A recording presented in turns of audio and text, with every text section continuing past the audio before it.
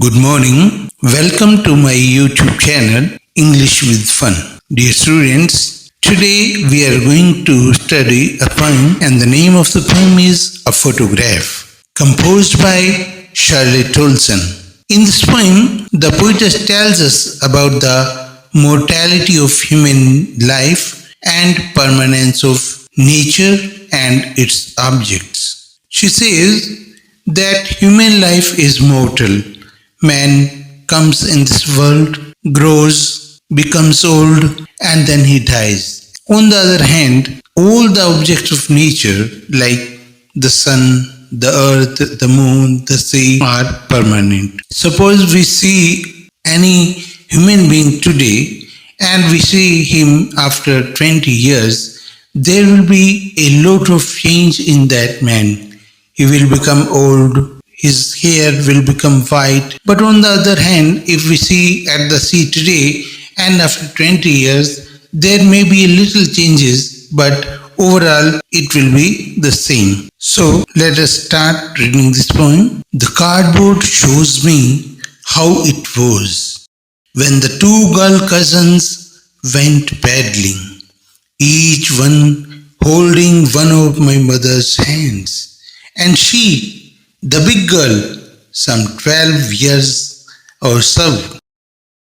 In these lines, the poetess says कि जब उसने अपने घर में एक कार्डबोर्ड देखा, कार्डबोर्ड वैसे कहते हैं गत्ते के टुकड़े को, लेकिन यहाँ पर कार्डबोर्ड मीन्स है अ फोटोग्राफ, क्योंकि इन द ओल्डन टाइम्स, पुराने ज़माने में जब फोटो को फ्रेम किया जाता था तो उसे गत्ते पर चिपका दिया जाता था.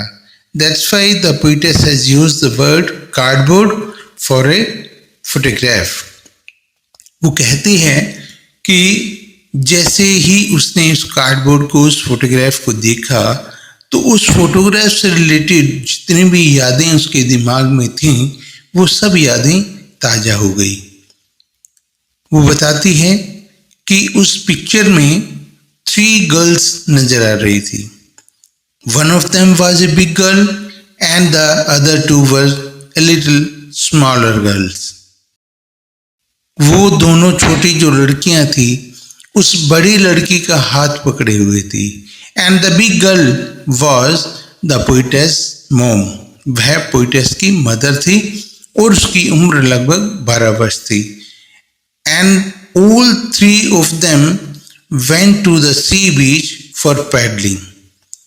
तीनों ही लड़कियां समुद्र तट पर गई थी पैडलिंग करने के लिए और वहां पर वो फोटोग्राफ लिया गया था.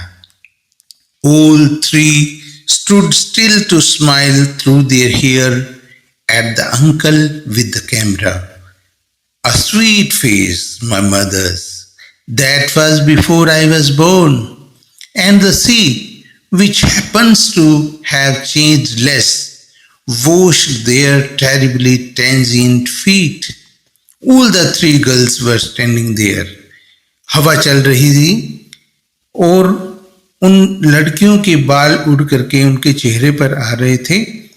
तीनों ही लड़कियां बिल्कुल स्टिल थी, बिल्कुल स्टिल, शांत थी. They were smiling at their uncle who was holding the camera. The uncle was taking the photograph with the camera and they were smiling through their hair.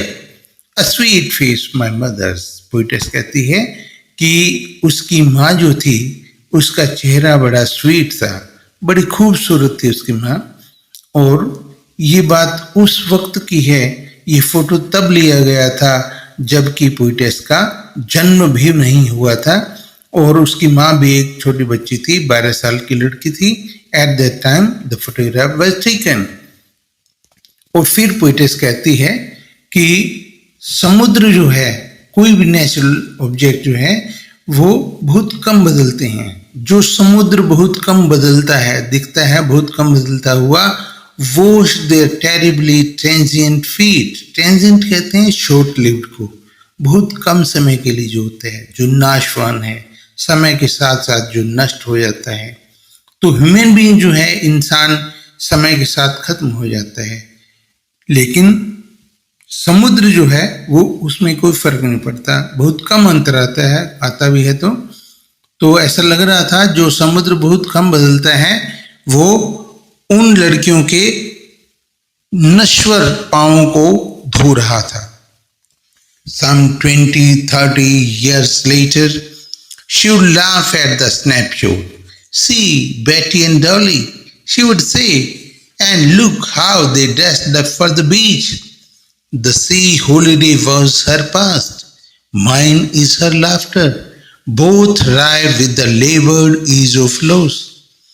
अब पोइटेस हमें बताती है कि फोटोग्राफ लेने के लगभग 20 या 30 साल बाद जब उसकी माँ उस फोटोग्राफ को दोबारा देख रही थी, पोइटेस भी उसके साथ बैठी हुई थी और उसकी माँ ने उस फोटो को देखते हुए कहा, सी बेटी एंड डोली, अरे देखो बेटी और डोली को देखो, Betty and Dolly are the name of a cousins. वो कहने लगी, देखो इन्होंने कैसे कपड़े पहने हुए हैं, इस बीच पर जाने के लिए कैसे कपड़े इन्होंने पहने हैं। ये कह करके वो हंसी, पोइटेस की मॉम हंसी। The sea holiday was her past. अब पोइटेस बड़ी उदास हो जाती है क्योंकि यहाँ पर टाइम का थर्ड फेज शुरू हो जाता है। पहला फेज वो था जब उस फोटोग्राफ को लिया गया था, दूसरा फेज वो था जब 20-30 साल बाद पोइटेस की मॉम उस फोटो को देख करके हंसी थी, और आज तीसरा फेज है जब पोइटेस उस दिन को याद कर रही है जब उसकी माँ हंस रही थी फोटो को देखकर। आज वो कहती है कि ये जो सी हॉलिडे था ये उसकी माँ के लिए पास्ट बन गया था, उसके लिए भूतकाल बन गया था, क्योंकि वो उस दिन को दोबारा नहीं पा सकती थी। और मेरे लिए यानी पोइटेस के लिए उसकी माँ की हंसी अब पास्ट बन चुकी है। इट मीन्स पोइटेस की मदर अब मर चुकी है, she is no more with her, और इसलिए वो बड़ी उदास है। दोनों ही बड़ी उदास है, चिंतित है। जिस प्रकार से जब कोई व्यक्ति बहुत ज़्यादा दुखी होता है और उसको अचानक हंसना पड़े तो चेहरा जैसे बहुत ज़्यादा डिस्टोर्टेड हो जाता है, उसको राय कहते हैं, विकृत कहते हैं, चिंतित होना कहते हैं। तो पोइटेस की मदर भी चिंतित थी अपना पास्ट खो जाने पर, और पोइटेस भी चिंतित है अपनी माँ की हंसी या अपनी माँ को खो जाने पर। Now she has been dead nearly as many years as that girl lived, and of this circumstance there is nothing to say at all.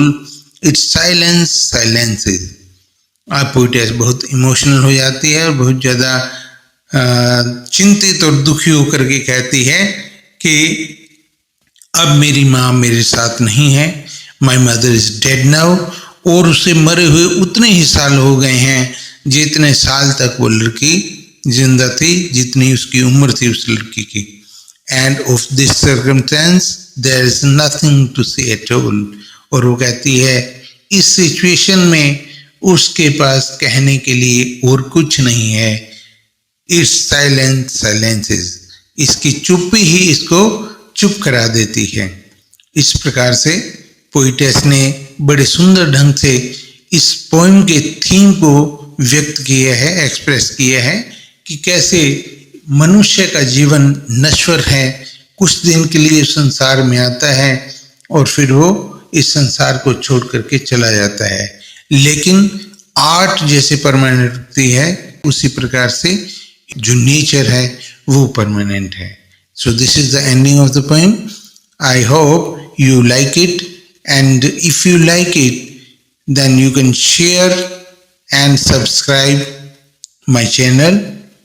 घंटी का बटन जरूर दबा देना ताकि मेरे आने वाली वीडियो आपको सबसे पहले मिल सके।